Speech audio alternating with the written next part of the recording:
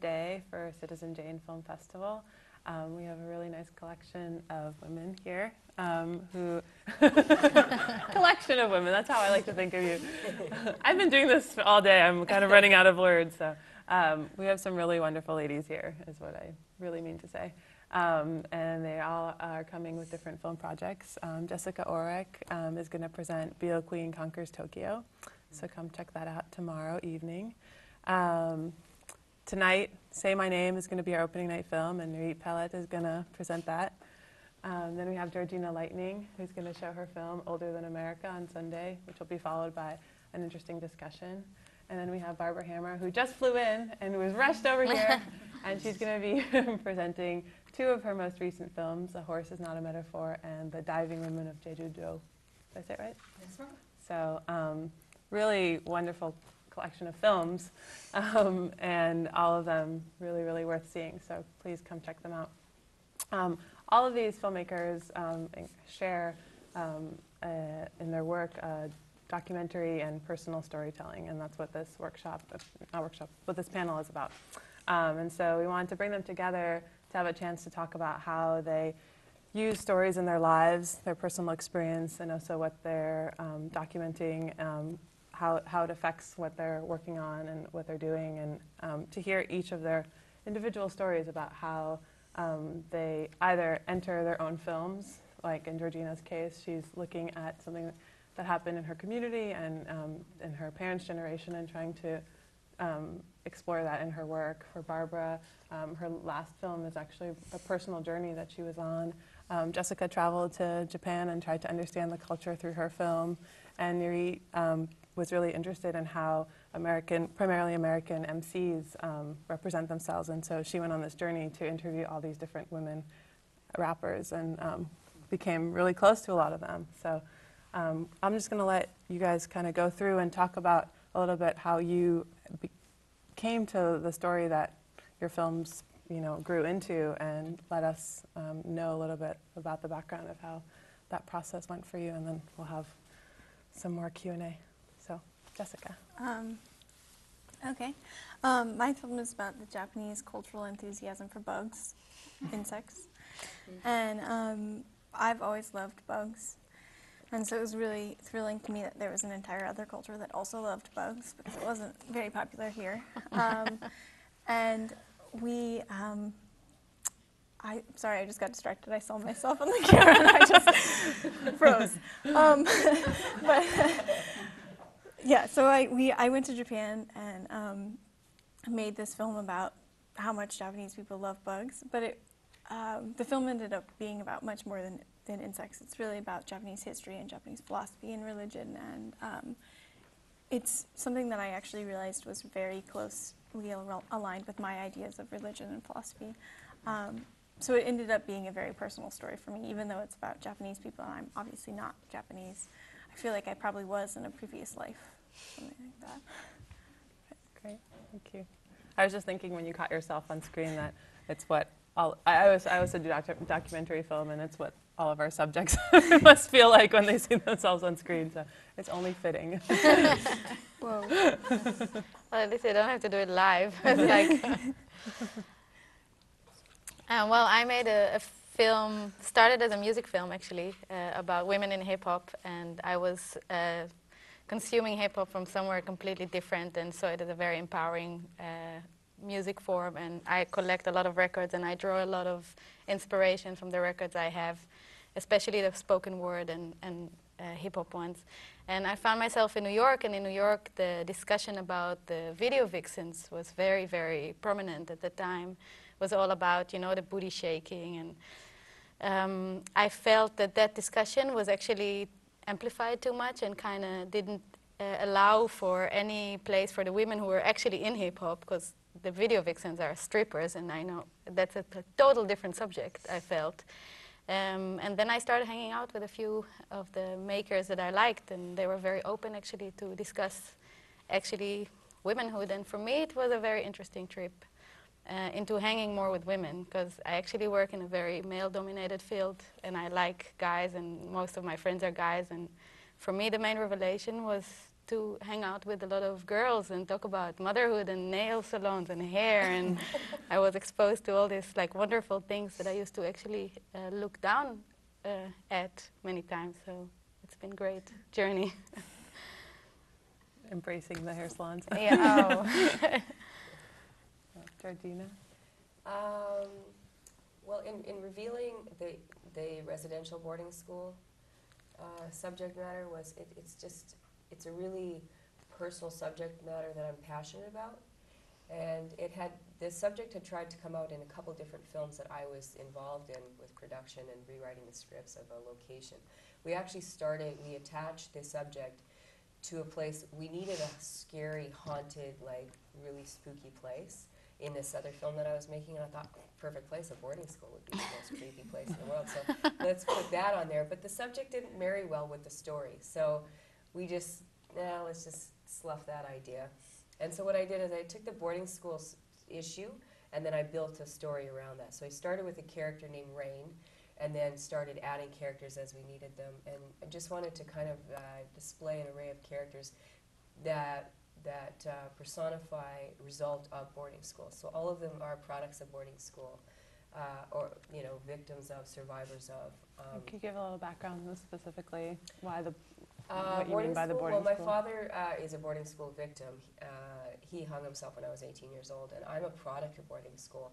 My aunts and uncles all attended. I've got tons of, my community, they're all deeply affected by the boarding school atrocities that happened from the late 1800s right through to the latest mandatory induction was in 60, or was it 75? 75, I think, 1975.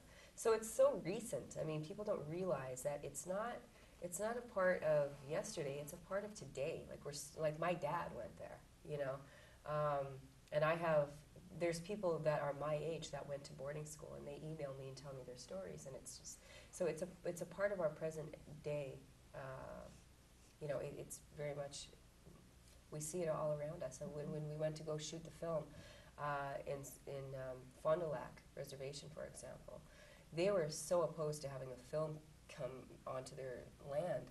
But then it's like, okay, we're not trying to break any rules here. Just, take a look at it. And if you feel like it, give us a call. If not, that's okay, because I was scouting the whole state. And they called us the next day and said, can you be here by 4 o'clock? And when Christine showed up there, they says, you know what, we weren't into this whole film thing. But once we read the subject matter, we were like, there's not one person on this reservation that hasn't deeply been affected by boarding school, so what do you need? And they bent over backwards. Mm. They opened their arms, they gave us rooms for next to nothing for our entire cast and crew. They gave us, they had conditions. It's like, under certain conditions, like, oh, here we go. And they said that you allow us to have a feast for your cast and crew, and you allow us to have the wrap party at the end. I'm like, oh, let me think about that one. Of course. I mean, it was so amazing. And, we told them what we needed. One of the things was we needed the community to be extras. We held an audition set up for maybe 200 people. 800 people showed up. I mean, word of mouth in Indian country, people from Iowa, all over the place came because they heard of the subject matter and they wanted to be involved in it. So we had major support. But yeah, the subject matter is very close to me because of that. And, my family, we feel, everybody's deeply affected by it. We have a high rate of suicide in my community. I was suicidal as a teen. I've recovered from that whole mentality and thought process. My dad didn't, unfortunately, but I have, members of my community constantly. There's a body count every week in Indian country. We're losing people left and right to alcoholism, drug addiction, and suicide. And so, they say that, I'll get over it, the genocide is finished with. We're not dealing with genocide anymore.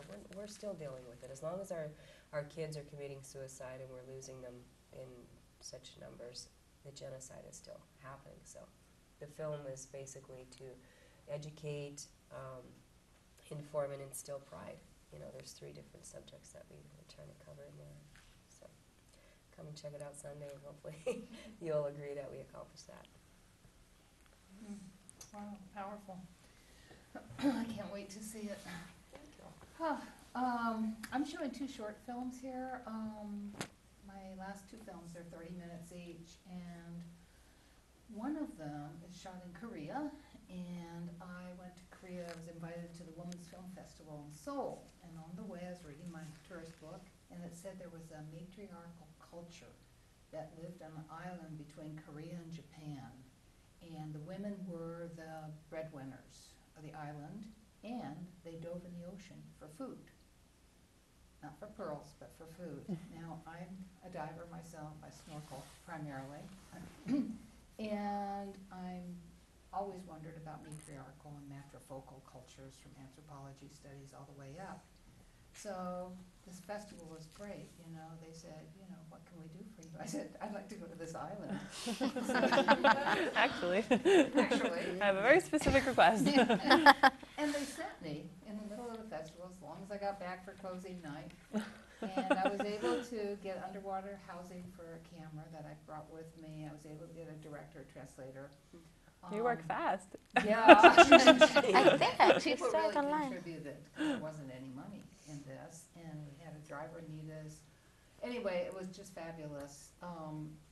Getting permission to swim in the ocean with these women was very difficult.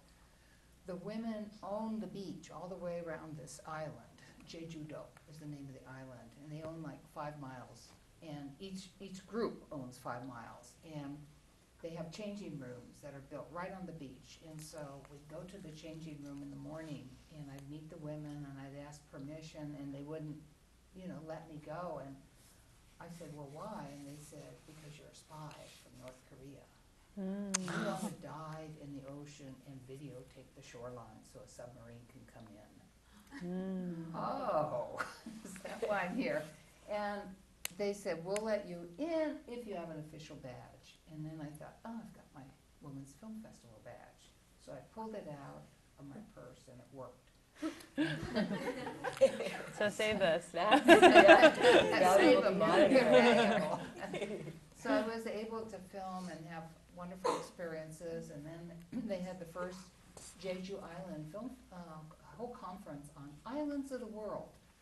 It's a World Island Association, and they wanted me to come back and show the film, so I got to go to Jeju twice, actually. And the second film, in 2006, I was diagnosed with ovarian cancer. And that's a real blow if that happens to you. If any of you have relatives who've had cancer, you know. Well, ovarian isn't a very good one to have. It's caught late because the symptoms aren't recognized by the medical profession or by us because we haven't been taught what they are. So all my friends know that I'm a filmmaker, and so they, as I was going through chemotherapy for 4 months, they'd meet me on the street because I could walk around the block, and that's what I did every day. They'd say, "Are you making a film of this?" Are you kidding? I would never make a film of this. Just want this to end. And I really just sunk inside myself. But one day, I noticed that the light in the chemo bag was so beautiful that I decided I'd just take my camera that last day and film it. And I did. A friend of mine came out from California, I'm living in New York now, took me upstate to Woodstock where I went swimming in the river with my dog halfway through chemo. And she was fascinated by my bald head, and she took all these photos and all my scars. And she's a filmmaker, so I had some material there. And my lover shot me while I was in the hospital a little bit too. And when I got out, I looked at all this and I thought, what, you know, they tell you, make your plans, do what you know, it's just, I'm now out, I'm in remission 3 years, I'm totally clean, Yay. everything is good. But, thank you. But they really scare you, you know, the social worker is saying, do what you want to do. What have you always wanted to do? Do it now. You're like, well, I've dived with the women in Jeju-do. I already I don't did really. that. I already went to Europe, you know. So I thought, well, what I really want to do is own a horse, ride a horse. So I wrote a grant for that. I got the grant, and I went off to A grant for a horse. a grant for a horse. Can you believe it? Well, she said they're not actually going to give you the horse, but they'll give you the money to make a video. So I changed it from I want a horse in my backyard to I'd like to make a video of this. Take notes, ladies. And so I went off to Georgia O'Keeffe's Ghost Ranch in New Mexico and rode. So beautiful. I went to Wyoming. 2 women who own ranches there gave me one a horse for a week, one a horse for an hour. But when I was by myself, I could shoot. And then I came to edit at UCross, which is an artist residency in Wyoming. I didn't have any image of me on the horseback. So a fellow there who was a camera person said, you know, you need that. So I called up this other ranch woman. She let me ride for an hour and he filmed me. So you go through my chemo with me, and the horse is always there as a guiding light, that I will get through this narrow experience of a room, because you don't feel like going out, and a hospital room on top of that, finally to the spaces of the West. And I noticed there's a lot of space here in Missouri, too. Kind of fills me up, you know, being from New York, but you see the fields, and then you come into Columbia, it's rolling. So that was real lovely drive. So that's a horse is not a metaphor.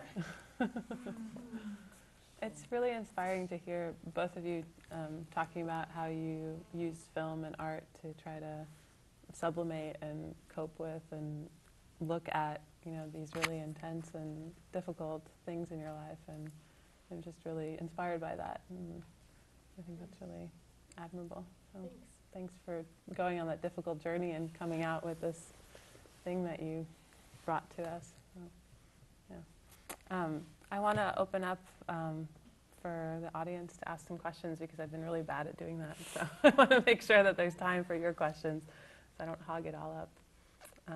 We have one of our guests in the audience, so maybe I'll put her on the spot since she's not up here. She's a fellow documentarian, and she's going to show the film Sunshine on Sunday. So maybe from your perspective as a comrade in arms, you might have a question to ask. Well, I just linked in here late, so I missed the first 2 panelists. But I mean, I guess for Barbara Hammer, you know, just after working for so many decades, you know, on work that's so personal. I mean, my film is super personal as well, but you know, it was just one.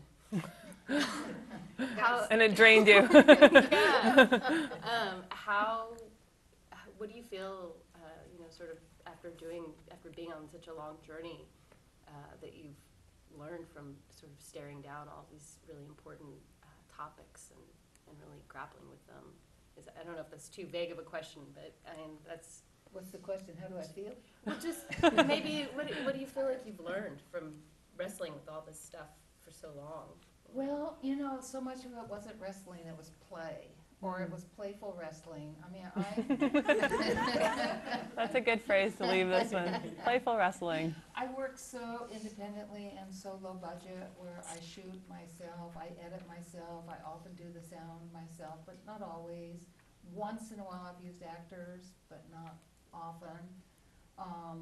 They've come out of an experimental desire to be a film artist. I see myself as a film artist, Right. not an industrial or industry person. Definitely not commercial, although 2 of the documentaries sold to the Sundance Channel, because I had a fan there, you know, she really wanted to get them on. So I feel like I've been privileged. I've been privileged to find what I wanted to do at 30 years old when I started. 27 to 30, I identified I'm going to be an artist. 30, I found film.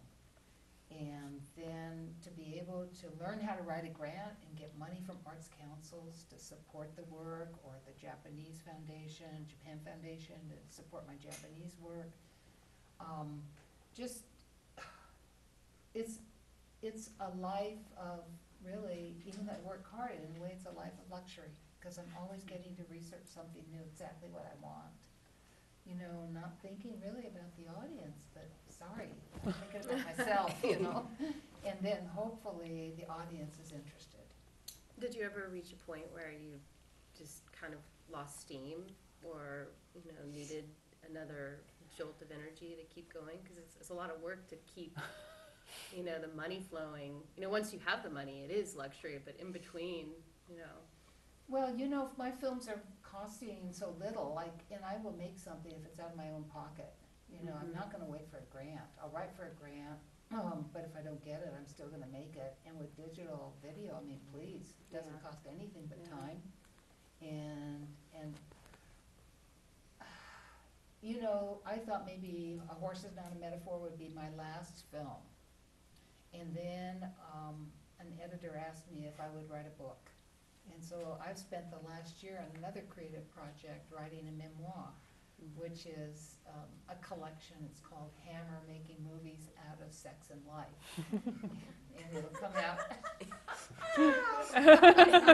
It'll come out in March. And it's a real trip because it's like making a movie. It's like making a movie, writing a book. It's a creative process. I go to my studio every day. I want to get in 3 hours of creative work and then business work, you know, walking the dog and all that.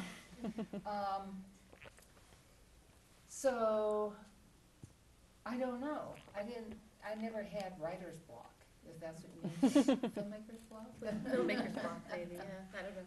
Yeah, I never did. And I'm working on a film right now with a mentee. She's 30, I'm 70. And I believe that as we age, we need to give back to the community.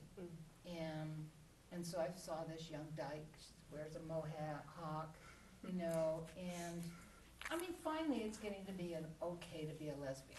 I don't know if it's okay in Missouri. It's okay. Okay. It's sort of okay, I hear from those who Yeah, aren't, I'm who sure. are, I mean. No. And it's okay from those who aren't, but okay.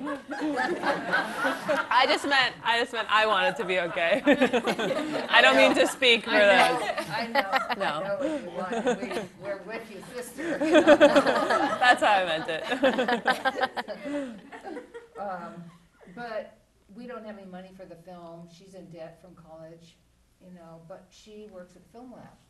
And so she does all our processing for free, and, you know, it has only been a couple $100 for shooting, buying the film, because we both go out with our Bolexes. It's called Generations, 2 Bolex Dykes. So, you know, I just put in a grant for Frameline, that'll only be $3,000. We didn't get a New York State Council of the Arts, which I thought we'd get, which would be probably 10 to 15. But we'll do it. You know, that, it's just, the energy is there. Art is energy. Turning to this side of the film, Barbara was talking about, you know, making films on very low budgets and against all odds. Could you talk a little bit about how you've made your films? I know you've made short films in the past, and this is, you know, both of you have your first feature films. Could you talk about that process of how you raised the funds and, you know, grappled with those issues? You want to start? I had a funny, it kind of came to me. I was actually, I'm from Israel, but I live in Amsterdam. I was a student there. And I was actually deported suddenly. Something happened. Someone changed the rules. I didn't follow something, and I was deported. And funny enough, I think just at that time I was very angry and I needed to go, so I kind of wrote a quick something that I wanted to do about women or hip-hop. And it all happened in the same time. I found myself in New York. And someone called me from the Dutch Film Fund and said, hey, you got the grant for a young filmmaker. And I was like, I lost my visa.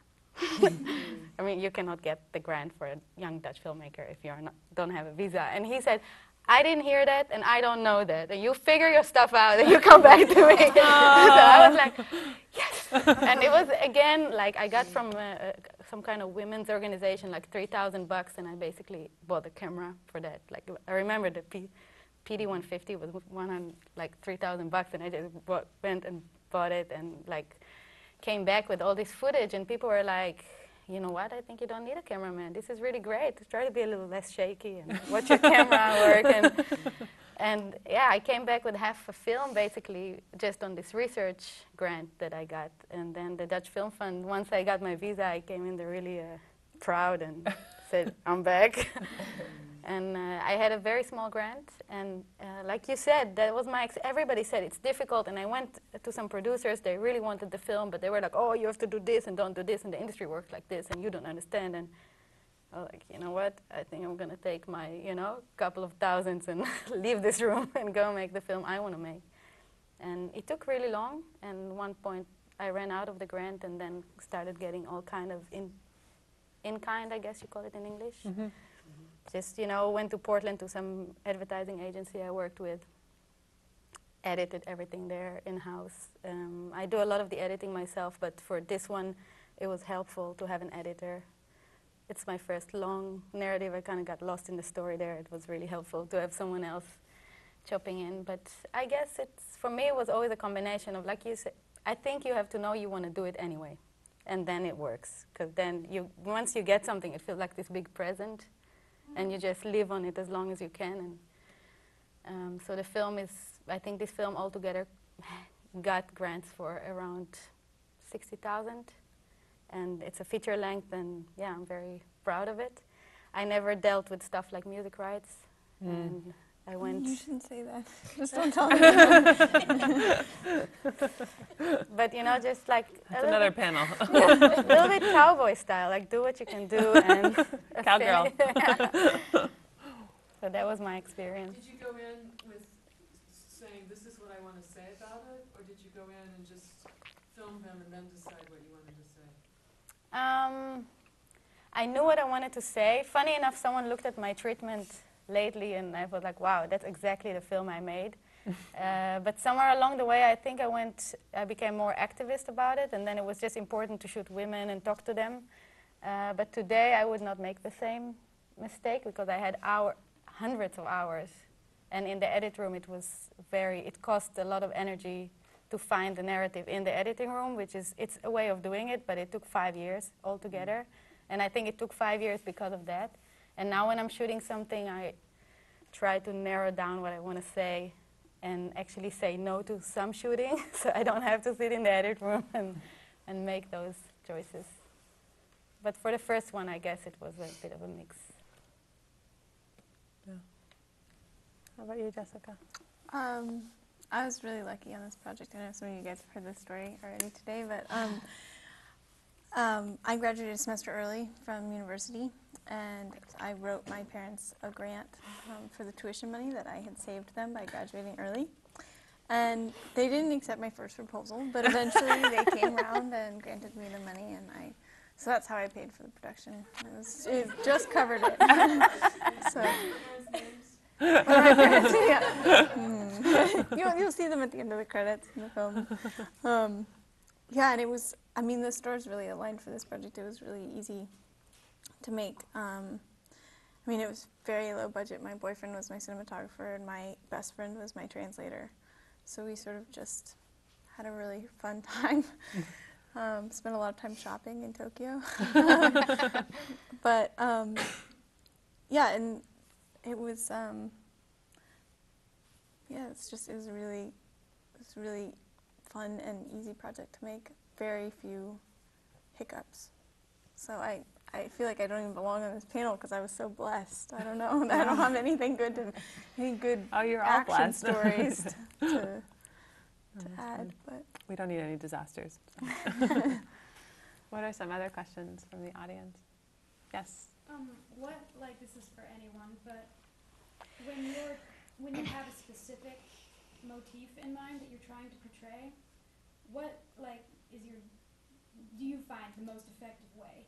Like, I know that one of the documentaries that I'm writing a paper on right now is largely through music, and I don't know if if you do through characters or if it depends on what you're trying to say, on what you use to say it.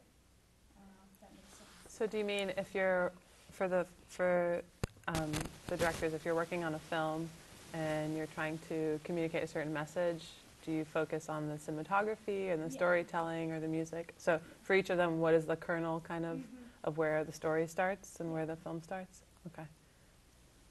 Well, mine's on mentoring. What does it mean to be a mentor or a collaborator?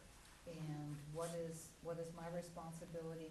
How do I learn from the other? How does she learn from me? At what point does the knot get cut and she goes off on her own? You know, like a fully developed butterfly. whatever, and I go my way, and so this whole idea is the germ of the film. So music has only come into it as, what are we gonna do with the soundtrack? Yeah. Besides the ambient sound that we've collected and our discussion around collaboration. And so we're looking at some composers and their work, but then we will take the sounds and make them into new music rather than taking a preordained track. Okay. So it's a lot about that process of you and this Yes, woman that working together. process. Thank you. Thank you. Not used to talking about it yet. So I dropped my mic.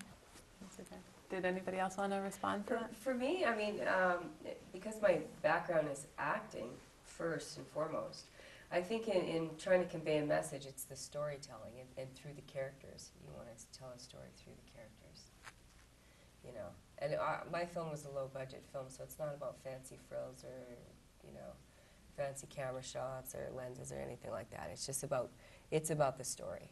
And really any film that I'm attracted to they're story, character-driven films. Yeah. Did you, either of you want to jump in on that? Or? I feel like, I mean, all day Georgina and I have been on the opposite sides of the spectrum. I feel very opposite than Georgina. I mean, mine is definitely not character-based. And it really is about making what I love about filmmaking is that you're working in so many different dimensions.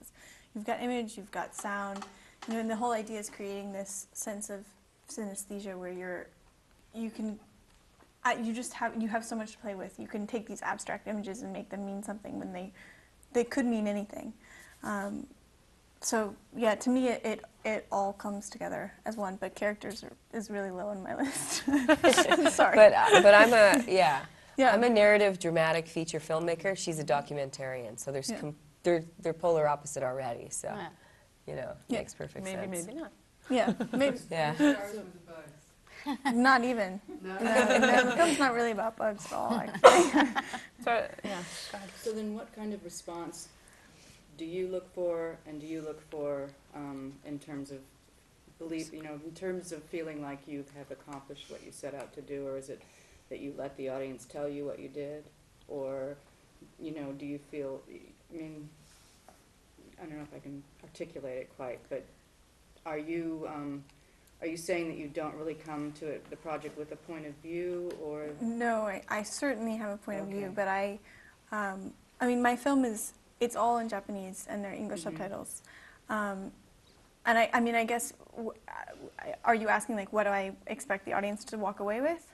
Yeah, if you have expectations Yeah. of the audience, or if that is a, you know, I mean, if you're not focused on, you know, what the story is, or what your particular, you know, Yeah. message is, or the character, what you're fighting for with the character, whatever, what is it that you are hoping to, you know, Yeah. what kind of response are you hoping to achieve? To me, the film it really depends on the audience. It's very dense. There are a ton of messages throughout the film, and what my favorite thing about an audience is that everyone has something different that they come away with, and almost all of the time they're things that I intentioned. Every once in a while you get one, you're like, wow, I had no idea I was getting that message across. But yeah, but I love the variety of forms that come across, because a lot of people don't read the subtitles, and so I love to hear what they get out of it when they're just watching the visuals, which was actually why one of the reasons I put it in Japanese was because I wanted people to be able to focus on what they wanted to focus on. But I think that's probably very different than, like, with a narrative film, that's exactly opposite. I'm getting the signal that we have to wrap up, yeah? We have one more question? Oh, keep going, great. Okay, sorry. Just kidding. I was just to make you feel excited so that you have to ask more questions. Well, Yes, in the will back. you ladies be able to arrange to have a copy of your films at our local 9th Street video shop next to Ragtag there? I can ask them about that. It's a good idea. Yeah, we'll work on that. I have a question. Like, particularly with your films, because, like, you're dealing with, you know, perhaps centuries of layered material, right? I mean, and then like you're taking it up personally in your own life, but this is like a tree that has roots Mm-hmm. from a long time ago, and how did you handle it personally? Because, you know, you're creating, and the same goes for you, because like there's this a huge amount of feelings, right? I mean, you're changing as a human being as you work on this. It's not Right. like you're just creating, you're being recreated. Mm-hmm. Could you like address this a bit? And how you keep, you know, focused on producing while you yourself are like changing greatly? For me, like the research part of it, because from conception to on the screen, it was 3 years. It's 4 years now where I'm sitting.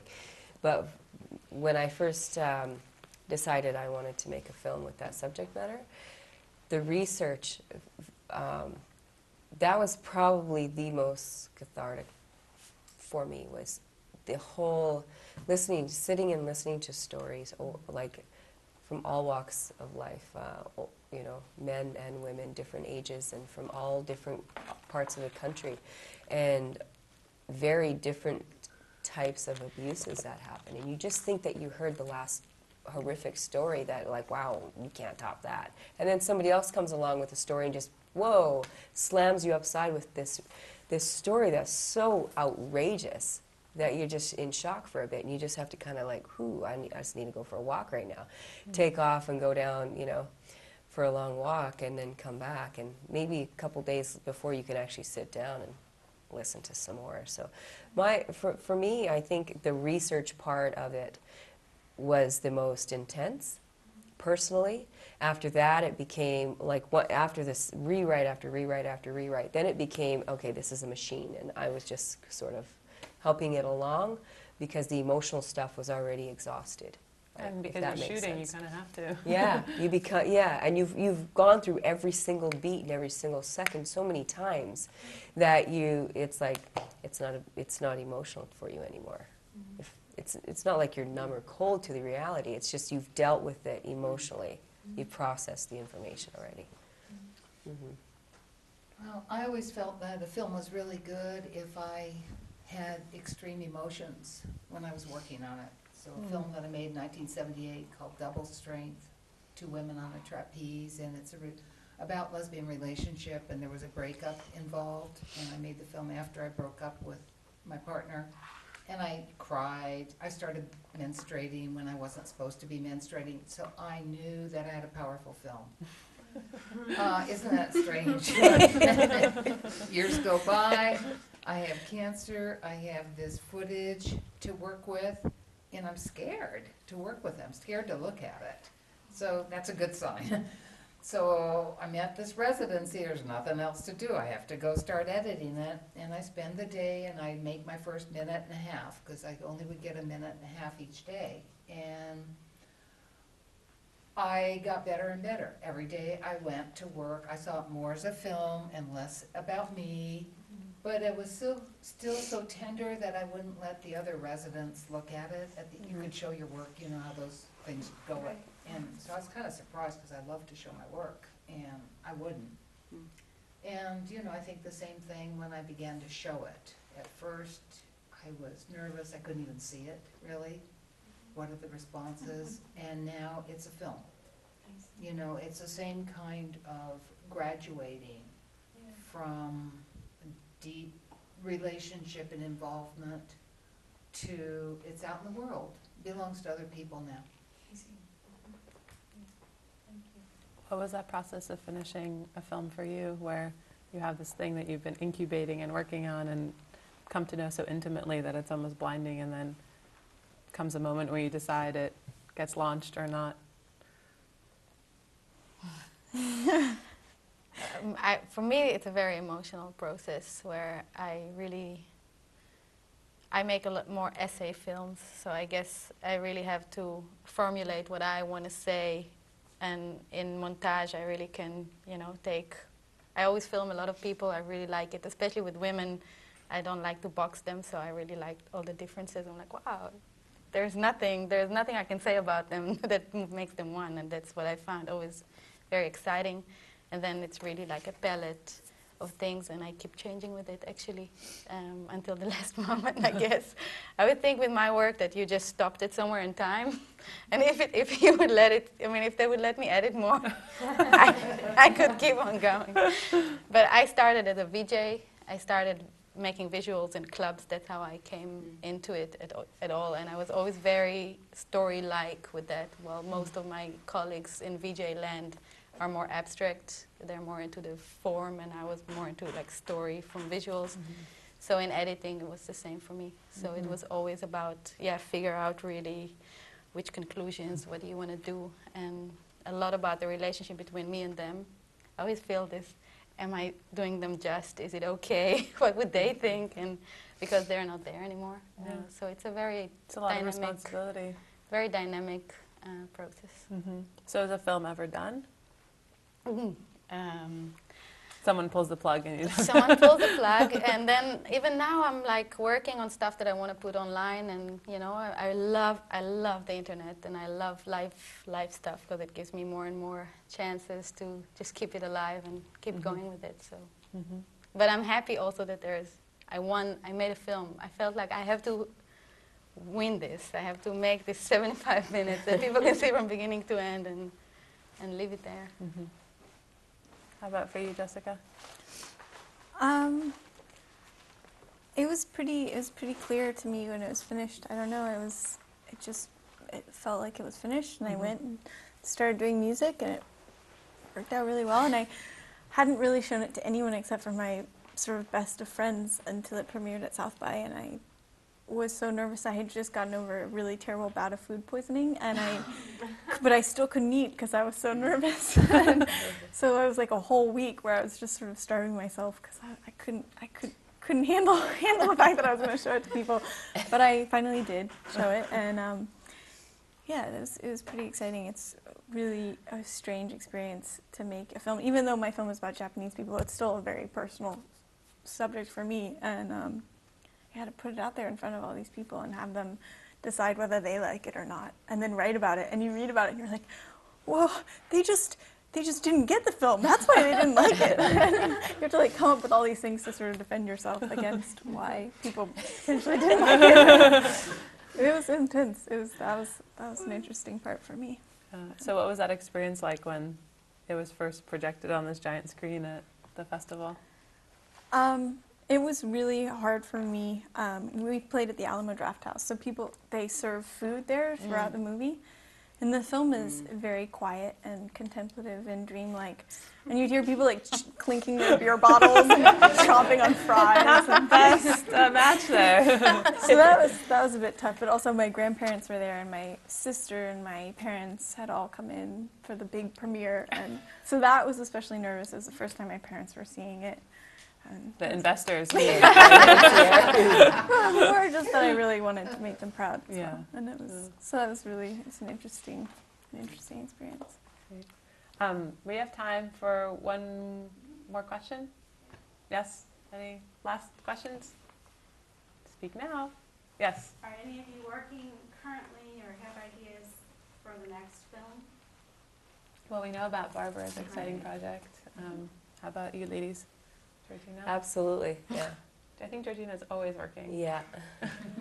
There's about, I mean, I have 3 scripts that if I got money, I could start tomorrow. But the one that I'm working on right now is called The New Revolt. And that's much more ambitious and intense than Older Than America, if you can imagine. So, watch out. Yeah. How about you guys? I'm constantly working. I do a lot of photography at the moment. I have a show, and I'm working on, I filmed in Africa, something that I called in the beginning, Say My Name Africa, but now I'm pulling out a story from there. So I'm expecting to complete it this year. So taking the idea of Say My Name, where you work with a lot of women musicians, but it's in Africa, and looking at the specific trials and tribulations of being a musician in Africa. Great. And Jessica? I have a bunch of projects as well, but my main one is about mushroom hunting in Eastern Europe, and sort of using that cultural phenomenon to talk about greater ideas of culture in Slavic and Russian communities. Great. So we'll look out for it. Yeah. All right, well, we're going to wrap it up.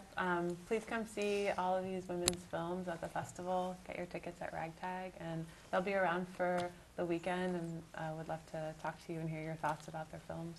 So, thank you. Unless they're bad, and then we don't. then tell them to me, and I'll just keep them to myself. Yeah. Thank you.